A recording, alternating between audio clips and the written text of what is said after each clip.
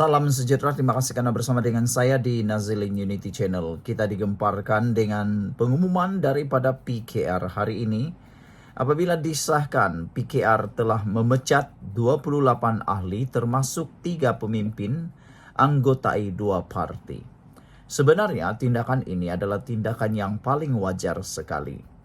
Inilah yang diharapkan oleh penyokong tegar PKR, yaitu mana-mana ahli yang sabotaj harus dicantas lebih awal. Pengalaman PKR dalam cantas mencantas ataupun pengalaman PKR dikhianati oleh ahli sendiri, paling kemuncaknya ialah tindakan Azmin Ali dan juga Zuraida Kamarudin membelakangi ataupun mengkhianati amanah yang telah diberikan oleh akar rumbi kepada mereka dalam PKR.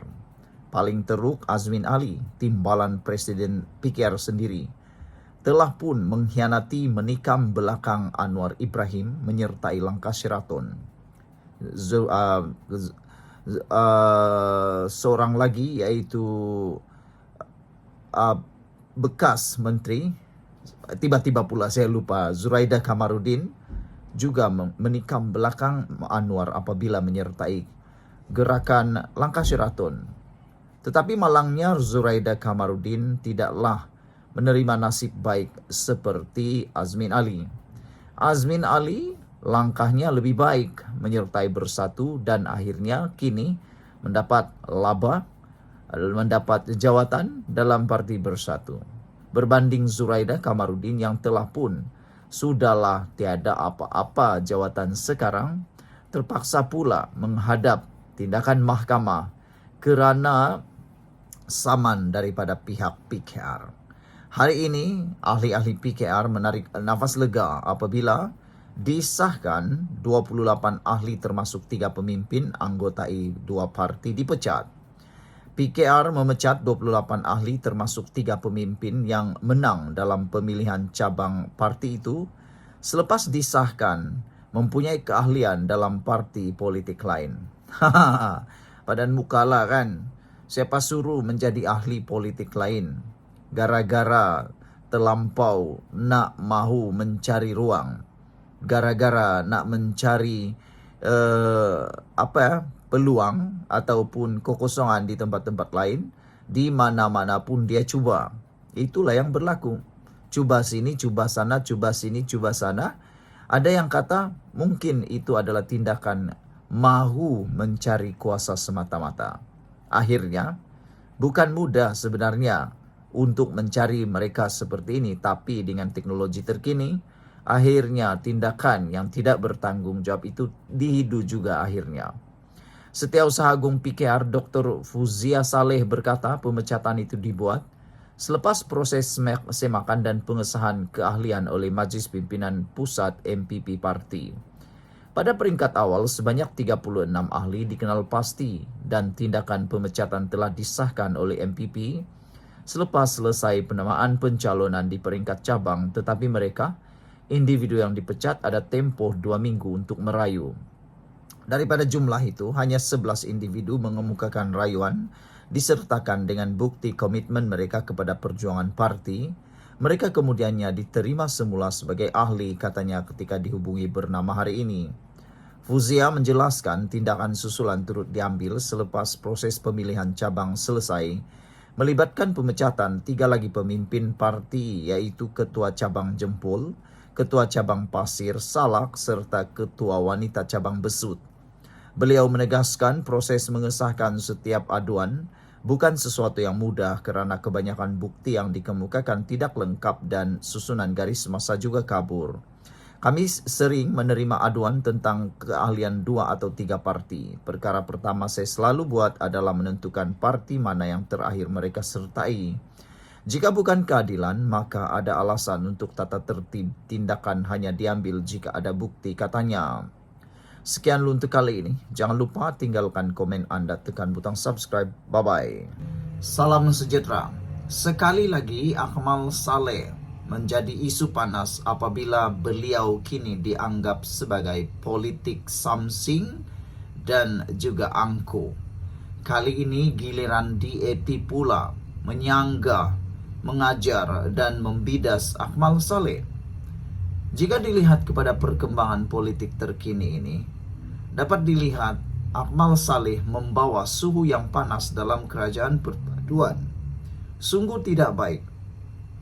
Amanah sudah bersuara, PKR pun sudah bersuara.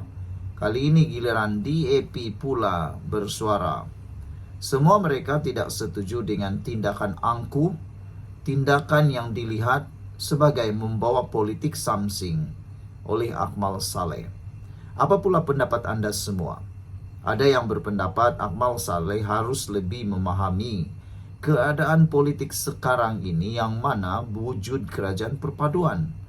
Jangan sampai ini akan menjadi bahan yang boleh menjadi bahan kempen oleh pembangkang Perikatan Nasional, khususnya menjelang pilihan raya negeri Sabah dan Melaka yang akan berlangsung tidak lama lagi. Dan saya yakin perkara ini, konflik dalaman ini sudah mula dirangka untuk digunakan menjadi bahan kempen oleh pembangkang. Pasti mereka akan cakap, kerajaan sekarang sudah mula menimbulkan bibit-bibit perpecahan. Dan itu bukan satu yang salah. Kalau ini terus berterusan, kalau ini akan berpanjangan, khususnya kenyataan-kenyataan yang kontroversi daripada Akmal Saleh, pastinya ini akan membawa musibah yang besar kepada kerajaan perpaduan dan yang lebih teruk kepada UMNO itu sendiri. Pemuda DAP hari ini mempertahankan cadangan parti itu agar pembahagian kerusi di Melaka dibuat secara sama rata antara Barisan Nasional dan PH daripada 28 kerusi Dewan Undangan Negeri. Naib ketuanya, Lines Selundan, turut menyelar Ketua Pemuda UMNO Dr. Akmal Saleh yang didakwanya memperlekeh suara rakyat dengan gaya politik samsing dan angkuh apabila menolak cadangan itu. Menurut Lines, cadangan tersebut bukan keputusan rasmi DAP Melaka atau Pakatan Harapan Melaka. Sebaliknya, ia adalah suara akar umbi. Rundingan kerusi hanya akan dibuat oleh kepimpinan parti secara rasmi apabila tiba waktunya. Malangnya Dr. Akmal Saleh memilih untuk menyerang suara akar umbi kami dengan gaya politik samsing dan penuh keangkuhan. Beliau bukan Presiden UMNO, bukan pengerusi BN, dan jauh sekali juru cakap rasmi kerajaan perpaduan. Siapa beliau untuk bertindak seolah-olah beliau boleh menentukan segalanya, kata Lines atau lebih dikenali sebagai Haris. Semalam Akmal menolak cadangan DAP selepas China Press melaporkan bahwa 9 cawangan parti itu di Melaka sebulat suara meluluskan resolusi menyokong strategi 14+14 untuk pilihan raya negeri PRN Melaka akan datang. Jika cadangan itu diterima, ia bermakna BN perlu menyerahkan beberapa kerusi yang telah dimenanginya kepada Pakatan Harapan PH. Jawaban saya kepada DAP mudah saja, kata Akmal. Dulu rundingan kerusi semasa PRN 6 negeri, kamu cukup susah nak belikan kerusi kamu yang menang kepada BN ketika itu. Kali ini senang-senang sahaja nak kerusi yang kami dah menang. Maka kerusi yang BN menang tidak akan sama sekali untuk diberikan kepada PH, katanya. Kata Akmal, jika nak juga kita bertanding di tempat yang sama, mudah sahaja untuk beri kamu tidak sama sekali dan boleh teruskan bermimpi, kata Akmal Saleh. Mengulas lanjut, Haris berkata jika Akmal tidak bersetuju dengan cadangan tersebut, dia boleh membawa usul balas dalam mesyuarat agung cawangannya. Itu cara demokrasi. Tetapi jika memilih untuk mencemuh dan menengking, maka beliaulah sebenarnya yang mencemarkan semangat perpaduan nasional, katanya. Dia juga mengingatkan Akmal bahwa BN kalah semua kerusi parlimen di Melaka pada PRU lalu. Di kerusi Alur Gajah yang dulunya kubu kuat BN, calon UMNO sendiri tewas kepada Pakatan Harapan.